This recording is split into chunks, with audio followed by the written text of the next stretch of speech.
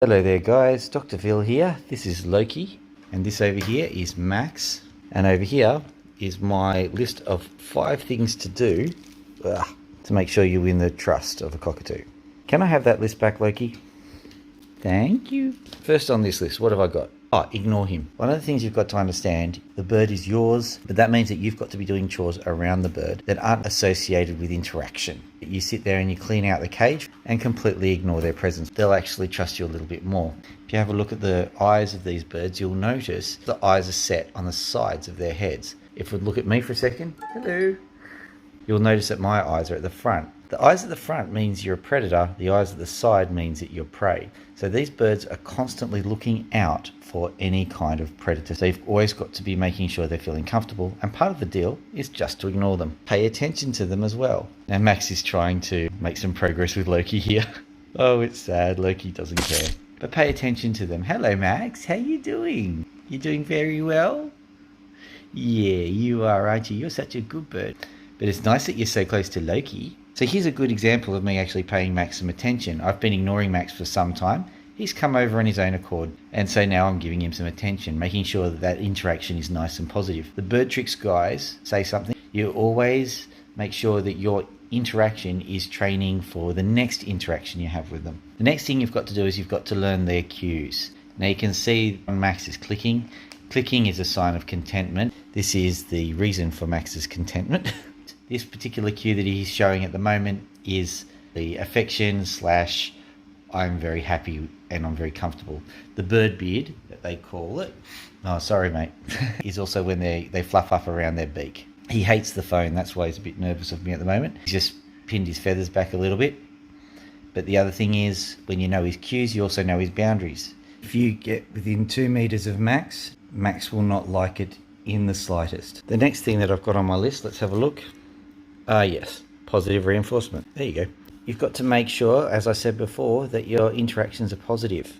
They will react very, very badly to negative reinforcement, and these birds have got epic memories, especially Max. I've had to towel him on occasions, and he's remembered everything. He's very scared of towels, and he's scared of hands as well. You can see that. So we've got to get him through that, and that's partially just from some fairly casual interaction, which I needed to do. So you've got to make sure that your interactions with them are positive, and that's sometimes hard because these birds can be naughty, as you can see. They're naturally wanting to wear down their beaks from time to time, and that means that they want to tear things apart. You'll notice that Max before was trying to tear up this piece of furniture, whatever that is. They're not necessarily going to behave themselves, and you've got to keep your cool when that's going on. Just sigh, clean up after them. It's a good chance to ignore them again. Can I have that for a second? Thank you, Loki. Yes. The final one is don't get bit. That means that if you've got a situation where you think that you can handle it, but you're not quite sure, just don't go there. You can always have the interaction another time. Make sure that you don't get bit. And the reason for that is very, very simple. The bird biting you is them saying that they are uncomfortable, and that means that you've invaded to a point where they're prepared to do some violence, and that means that you've already damaged the relationship. Also, with you sometimes misunderstand birds. These birds have a bird brain. They're not quite the same as humans.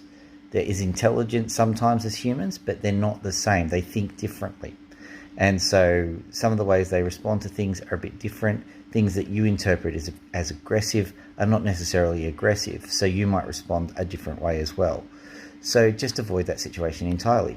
Don't get bitten. If you do get bitten, that's okay. Just remember not to get angry, not to punish the bird, just treat them with kindness, especially a bird like this one, who has known nothing but unkindness his entire life. One thing I do have to point out is there are actually a couple of types of biting. I'm going to just point out 2 and 2 only. One type of biting is the fear bite. If I push Max too far, he will bite me out of fear.